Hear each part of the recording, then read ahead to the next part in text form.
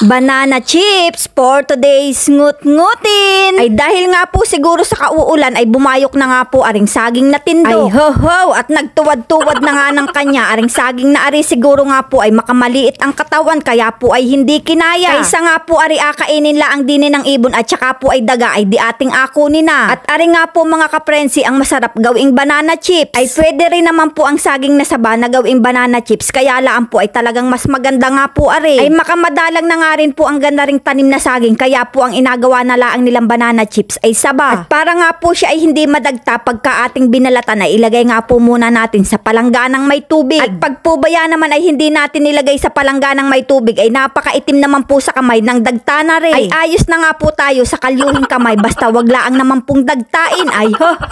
At baka po ba yan naman ay pag may nakakitang dagtain ng ating kamay ay baka sabihin ay ano na ari kababaing tao ay yanong dagtain ng kamay. Dahil nga po yan ay mahaba ay atin nga po yan pinaghati. I-slice nga laan po natin ng maninipis yan mga kaprensi. At pag nga po makakapal ang ginawa nating slice dyan, ayan nga po ay hindi malutong. Ay adamihan na nga po natin ang ating alutuin at makamaigi nga din po aring ngut-ngutin. Dahil nga po aray ilagay mo laang sa plastic ay hindi basta-basta nakunat. At pagkatapos nga po nating i-slice lahat yan mga kaprensi ay tayo naman ay magsalang na ring mantika. Pag nga po makamainit na yung mantika ay ilagay na nga po natin yung ating hiniwa-hiwang saging. Ay utay-utay nga laan po nating nilagayan para nga po ay hindi magdikit-dikit. Pag magaluto nga po tayo ng banana chips ay maganda nga po talagang makamarami ang mantika. At haluin laan po natin ng haluin yan hanggang sa nga po siya ay maging malutong. Napakasarap nga po na rin mga kaprensing gawing ngut-ngutin. At dahil nga po yan ay makamalutong na ay atin na nga pong ahunin yan at atin nga po munang patuluin. Dahil nga po yan mamaya ay asalang uli natin dahil nga po yan ay alagyan natin ng asukal. At alutuin nga po muna natin lahat bago natin lagyan ng asukal. Nagaluto nga po ako ng banana chips ay medyo inalakasan ko ang apoy para po talaga namang malutong na malutong. Nagtunaw na nga po tayo ng asukal dyan na nilagyan ng tubig dahil nga po ito ang agawin nating pangpatamis. At kung ayaw nga po ninyo ng matamis ay pwede naman pong asin ang ilagay ninyo. At ilagay na nga rin po natin yung ating niluto kanina dahil nga po yan ay alagyan na natin ng tamis. At pag nilagyan nga po natin yan ng tinunaw na asukal ay pakunti-kaunti nga lang po ang ating lagay. Dahil nga po pag nasubrahan natin ng lagay yan ay baka po yan ay hindi na lumutong. Haluin laan po natin ng haluin yan hanggang sa kumalat yung kanyang tamis. Pag nga po medyo makintab-kintab na yan ay atin na nga pong ahunin yan at atin na po yan patuluin. Ay di baga nganit mayroon na po tayong masarap na ngut-ngutin. Napakadali laan po man din mga kaprensing gumawa ng banana chips. Napakaluto nga ni po ng ating pagkakaluto ay nako ay ayos na ayos po aring ngut-ngutin. Kaya naman mga kaprensi ano pang inaintay natin dyan? Ngut-ngutan na!